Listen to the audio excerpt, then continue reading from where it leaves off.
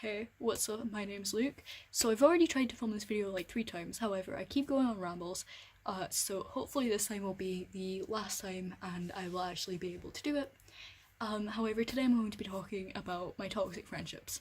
Now, I've had multiple and I don't know if I'll be able to fit them all into this video, so we'll just see.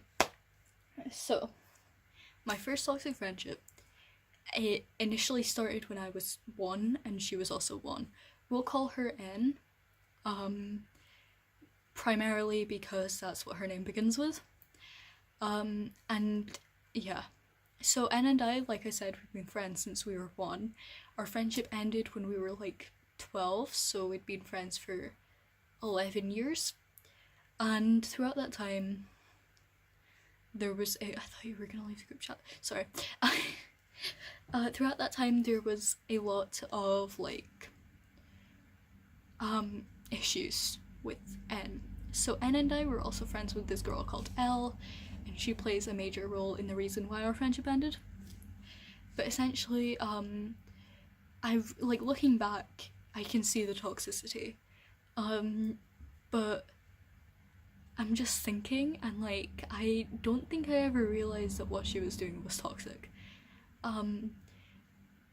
And like, you know, if we were in a relationship, which I would never do, but like you know, if we were in a relationship like that, it would probably be like borderline abusive.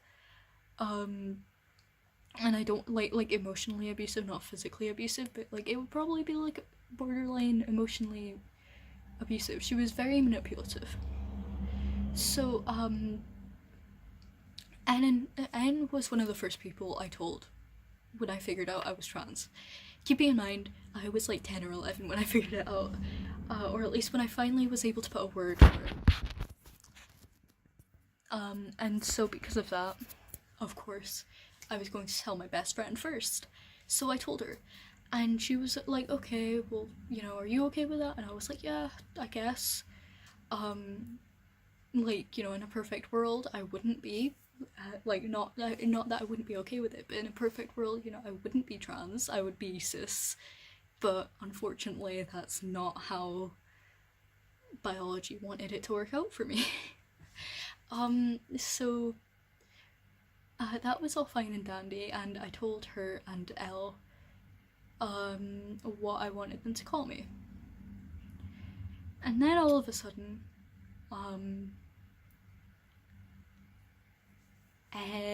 I go into school one day, and like everybody knows that I want to be called Luke.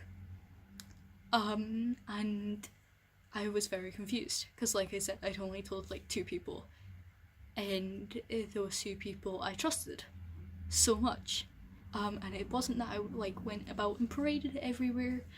It was very much so I still needed time to come to terms with it myself.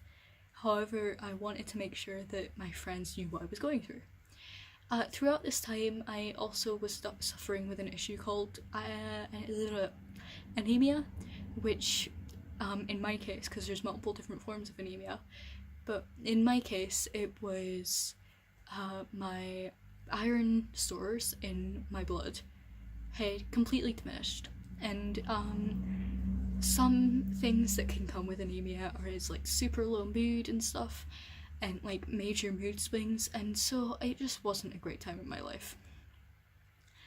And Elle and Anne knew what was happening because obviously, like, they're my best friends, so I was gonna tell them anything. But yeah.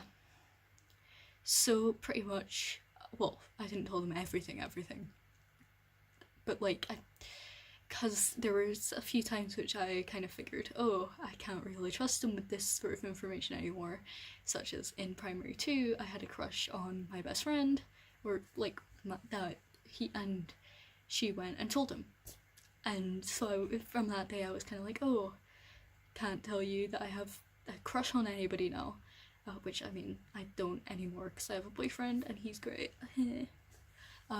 But I said he. I'm really distracted right now because I'm trying not. I'm trying to make sure that my mom's not about to come in. Because like that means that food will be ready, and yeah. Anyway, So, um, there were, so like I said, everybody in school suddenly knew I was trans. And I was really confused. Later on, looking back, there was only really one thing that could have happened, and that was that Elle and Anne had gone about and probably told these two girls that I was okay friends with. Like, I wasn't best friends with them, but like, I was okay with them. And they probably went and told the rest of the school, because they were like the popular girls. And then everybody knew that I was trans. She's done like a lap in the time that I filmed this video, jeez.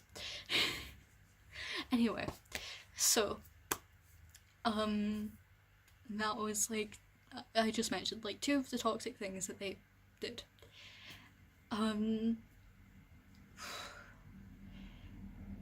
Later on, after our friendship ended, I later learned that Elle was telling this kid who I'm not gonna name, just because I know right now he and his sister are going through some legal things.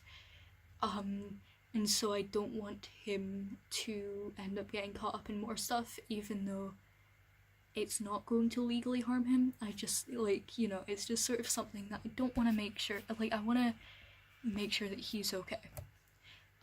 Because, we may have ended our, like, friendship or whatever on really bad terms, but, like, it was just more so we didn't get on anymore, and we both decided, okay, whatever. And he may have like picked on me a few times, but like honestly, I don't want him to get into more shit.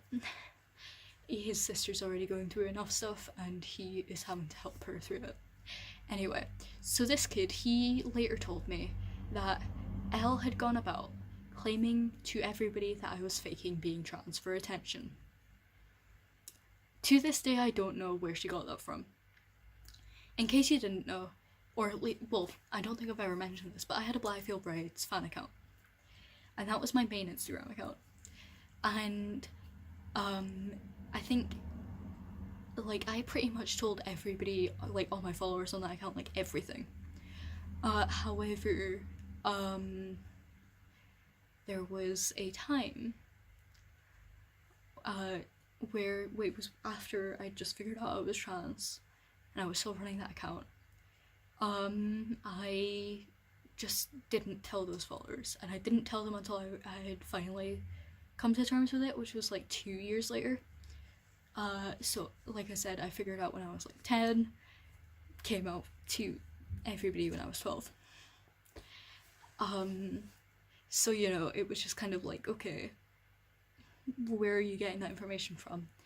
And like, it wasn't that I was like, oh, I have something major to tell you. Next post, I'm transgender.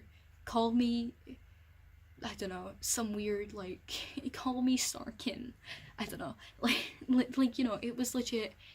I do suffer with gender dysphoria. I've been diagnosed with it by a psychiatrist, and I'm probably gonna get diagnosed with it again at Sandy Ford. But yeah. So she'd gone about telling everybody that I was pretending to be trans. And that just wasn't a great time. I know for a fact that it's not that everybody in her family is a bit of a dickhead, because her brother's pretty cool.